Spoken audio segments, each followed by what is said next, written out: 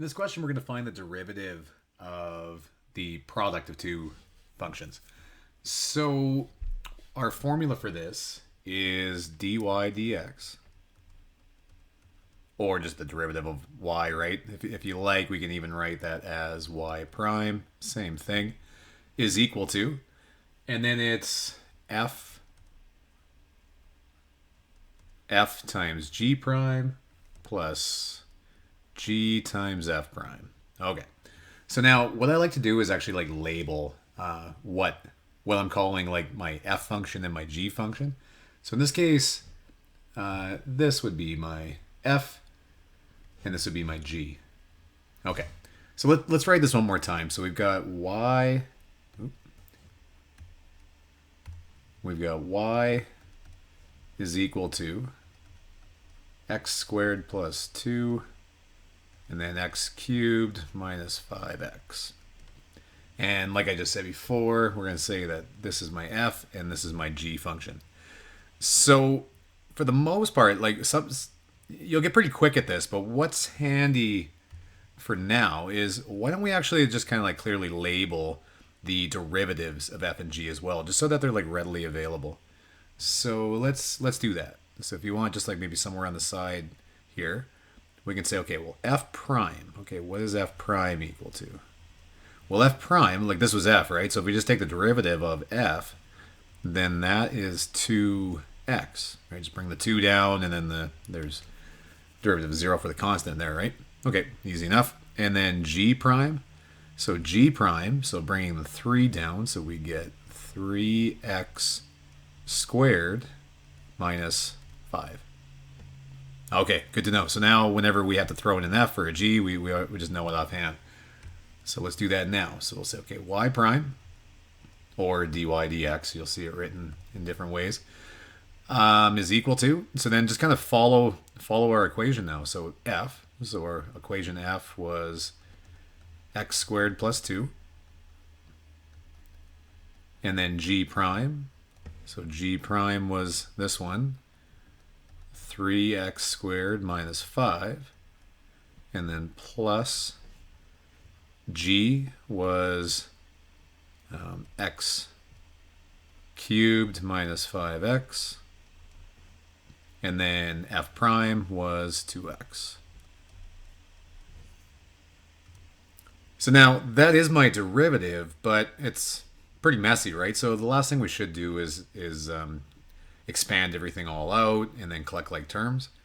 So we'll say y prime is equal to, so you guys have been doing this for a while, I won't go into that one, but just expanding this out, we get 3x to the 4 minus 5x squared plus 6x squared minus 10, and then plus and then just distribute the 2x in, right? So the 2x into both those guys. So now we've got plus 2x to the 4. And then the last two here, minus 10x squared. Collecting my my like terms here. Everything all together, we get 5x to the 4 minus 9x squared minus 10. So there you go. There's our derivative. Now, one thing I'd like you to notice, in this case, it was, we were able to do this with like, f and like g, but you might have already noticed, like you might say, hey, Mr. Brown, why didn't we just expand that guy out first and then just take our simple derivative of each term? You could have done that too. And actually, that probably would have been simpler, but there are going to be cases, especially later on, where we're going to be wanting to use our product rule that we kind of have to. There's going to be those cases, but so this is good practice for now. Okay, so now let's look at the next one. So in this next one, so we're going to say, okay, this is my f, and this is my g. Okay, so then let's actually write out what f prime and g prime would be. All right, so f prime. Oh, there's something funny happened. F prime is equal to. Okay, so Well, actually, you know what? Before I do that, I'm going to write f one more time in a different way. So let's say f is equal to, and then I'm going to write this, instead of a square root, I'm going to write that as x to the power of a half minus 2x. All right, and now I'm going to write f prime. So f prime is, so now bring the 1/2 down. So I've got 1/2 x. 1/2 minus 1 is negative a half. And then minus 2. Okay, so then I'm just going to clean this up a little bit. Actually, you know what? I'm going to leave it that way for now, and I'm going to clean up at the end when I'm done all my calculations. This is actually with the negative exponents actually going to be the better way to be when I distribute and everything. So, all right, so that's my f. Now my g. So g, let's rewrite that as 3 minus x to the power of a half. So then g prime was, so this becomes 0, right? So the negative 1/2 comes down, so now we have negative 1/2 x to the power of negative a half. Okay. So now we can just follow our equations. So y prime is equal to f g prime plus g f prime. So filling this in, we get y is equal to, so f was x to the 1/2 minus 2x. G prime was negative 1/2 x to the negative 1/2 plus, and now my g was 3 minus x to the half, and then finally f prime was 1/2 x to the negative 1/2 minus 2. All right, so now we're just going to distribute everything out. So now we've got y is equal to, now this is just a single term, right? So it's going to be this term multiplied by both of the terms in this first one. So just be careful here. So this is negative 1/2 x to the negative half times x to the half, right? So you can see we'll have this. We'll have negative 1/2, so that part's in the front. But now x to the 1/2, and then we're multiplying, so we're adding the exponents, but we're adding negative a half, right? So this would be x to the 0. 1/2 minus a half would be 0.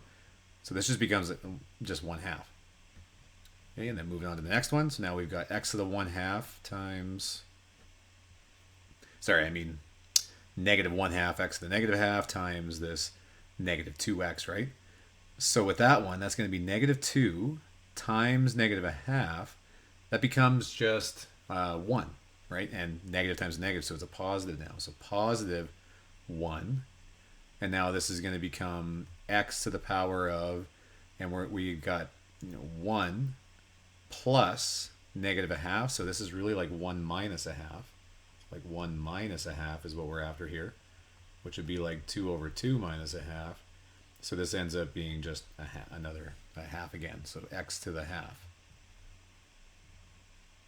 Okay, now moving on to the next one here. So now we're going to go 3 times 1/2 x to the negative a half. So this becomes 3/2.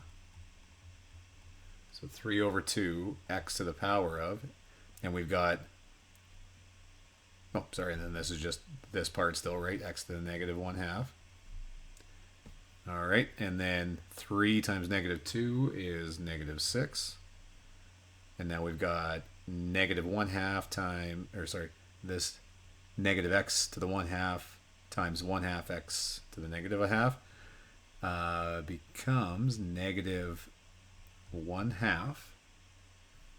And then we've got the same situation as before, right? Where this becomes 0 for my exponent. So this is just x to the 0, or it's actually just gone.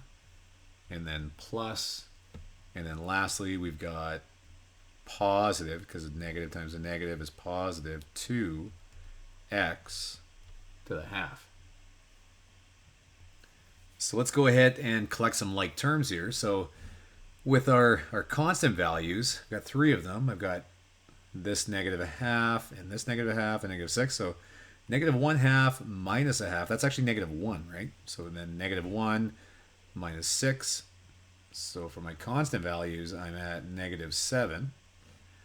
And now my x to the 1/2 terms, I've got 1 plus 2. So I've got plus 3x to the 1/2. And sorry, I must have erased that at some point. That was 3 over 2 x to the power of negative a half there. Okay. So then that's just still what I've got going on here now. So I've still got plus 3 over 2 x to the negative 1/2.